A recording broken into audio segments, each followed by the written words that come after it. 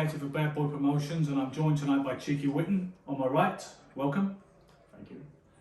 And Josh Manisi on my left. Welcome to you, sir. Thank you. Now, I've got to be honest with you, gentlemen.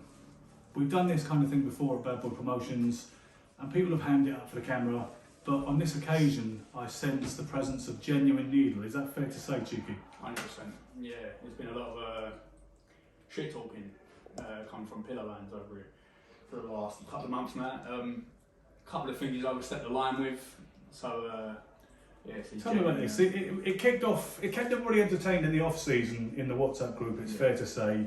And supposedly this man seems to be taking a page out of the book of a young Cassius Clay who drove a bus into sunny Lister's Drive in the small hours in the morning.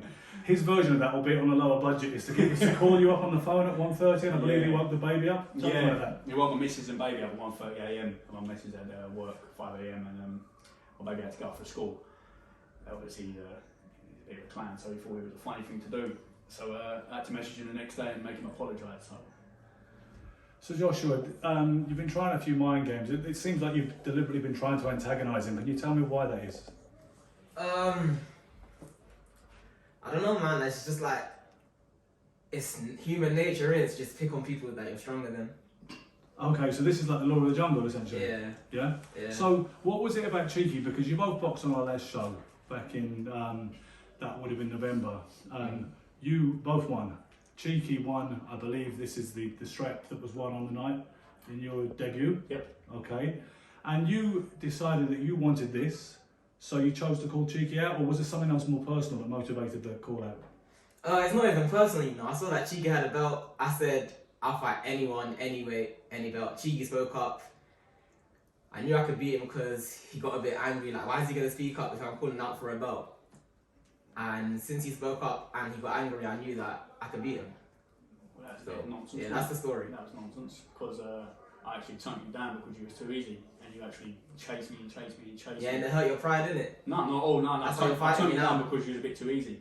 And then you decided to, your facts are very, very shaky. And then you was going to take on Sheck because I rejected you because you was an easy opponent for me and I thought you just like work, I just brush you to the side. But you kept on badgering and then coming on my Instagram leaving comments. So I thought, Yeah, you know man. what, why don't you knock this kid out and just shut him up? You want to knock me out? No, I said, why don't I just knock this kid out? Oh, No, why I want don't to, you? I'm going to. You're going to? Yeah, How'd you know that? Oh, because I know. I know I'm I'm gonna knock you out. I manifest this. Your lab work. You are lab work. But I know I'm going to knock you out. How is it going to feel training in the same gym while you get ready for this genuine grudge match? Because even, remember Muhammad Ali and George Foreman, they trained in the same facility in Kinshasa, Zaire in 1974. I'm not showing off, by the way. And but they would go at different times. Ali would go in the morning, Foreman would train in the afternoon, for instance. You guys are going to keep the same hours and somehow swing along together while still nursing this kind of hostility. How's that going to go? He's throwing it to you. I don't know. I mean, you're usually late anyway, fortunately, so you might miss him. Because he does so. That's maybe just a natural thing. You won't see each other too much. Yeah. Is it? Because you know, I've got to be honest with you, we're not letting you get in the ring with each other. You guys are not sparring. We don't do that. We don't kill the gate and we don't ruin this thing that we've got going. Right? And I don't want to hear about you sparring when I'm not here. Is that cool? Is that understood? Yeah, that's calm. I'll never spar him. I'm just going to beat him. I sparred him before and I showed him up before, so I'd rather just wait until the night. I'm sure you remember that. What happened when we sparred? Go on. I showed you up. What happened? When You Chris- showed me up. When Chris had to turn around and told me to calm it down because I Really? was landing every punch in you. You don't remember that? I don't remember Nah, that. I thought But I don't know, we're going to fight, so I thought we're going you- to see what I'm going in it. So it don't matter what's said, what's done, what's in the past. We're going to fight. I'm going to knock you out. You're like what? I'm going to leave you face down, ass up. Okay, so much was made in the group chat that you've had 2 fights, correct me if I'm wrong. I've had 2 fights, yeah. One with Ultra Wakola and one with you guys. And I believe on the first occasion you lost, they say, to a 49-year-old man. Yeah. Go on. I got beat. Oh, dear. Okay, I thought it was a bit of an explanation, a caveat coming, didn't come. well- So, Nah. it was just one of those things, right? I mean, listen, I'm the last person to condemn someone because they're 49 or maybe even older than that. I know a few people who are still useful at that age. I think he's the greatest boxer of all time. What, the guy that you fought? Yeah. Really? Yeah. That's a very interesting perspective. He's 5-0 right now, undefeated. He's 5-0, 49-year-old man who's Yeah. 5-0 in the white collar Yeah. scene. Yeah. And you think he's the greatest boxer of all He's the time? greatest boxer of all time. That's the only man that can beat me. Who would you get your nomination as the greatest boxer of all time since we're playing this game?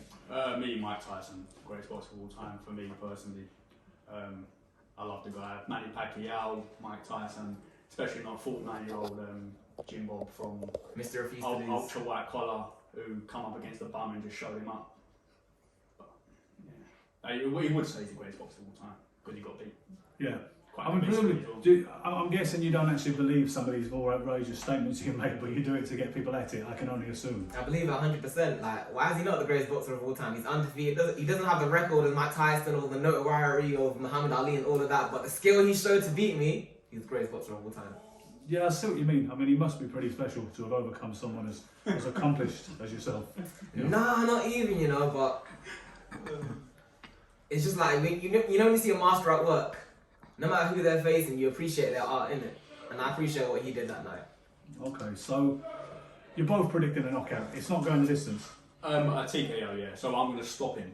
I'm going to He stop will him. not He's see the knocked out the final Cambios. I'm going to stop him before that, for the third. And we already know you're predicting there's going to be a cold KO. I'm going to go for a knockout 100%. That's not going to train for. That's what I believe I'm going to do. But I could beat you anyway. I could beat you with, what's my predictions? Just a jab, like Mayweather. I could beat you knockouts, TKO. But I think my main prediction is I'm going to knock you out, or you're going to sit in the corner and be like, I'm injured, I can't go out. Your corner's going to be like, wave the flag. You're going to be like, oh, good for him, you know, my arm. No, it was hurting, I couldn't go on. But, you know, I was winning that fight, wasn't it, innit? That's what I feel like you're going to talk like that. You're nervous. You're flapping. You're nervous, bro. But it doesn't matter, because I'm still going to knock you out. Nervous. I could be nervous, shy, angry, sad. predictions have been I'm going to useless. knock you out. I've heard your predictions over the chat. Crap, man. Like, your predictions are useless. Like, I don't believe any of your predictions. I know what I'm going to do for you. I know I'm a better boxer than you. I know I'm stronger than you. I'm more articulate than you. I'm more skillful than you. You're just a bum that I'm going to wipe aside. 50% for you, bro. I don't even need 100%. You know what's crazy? Like, all of this talk and like, it's I'm real. going to beat you and everything I say is going to be right. Okay. When And you're there, you're going to look like you're and on I'll this knock you talk, out like- and stop you in front of your family and friends, I'm going to show you. I'm going to get on that mic and I'm going to show you. Watch and see. One question to both of you in closing. I think it's fair to say this is one of the more eagerly anticipated matchups we've had on the shows in recent years. If it doesn't go your way and you lose legitimately via whatever means, how will you react on the night? Will you give generous in victory and respect and say, well done, the better man won?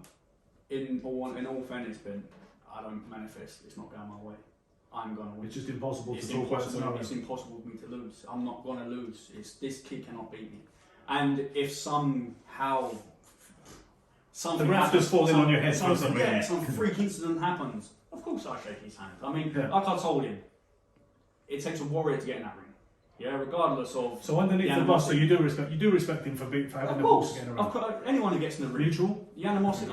No, you don't respect him.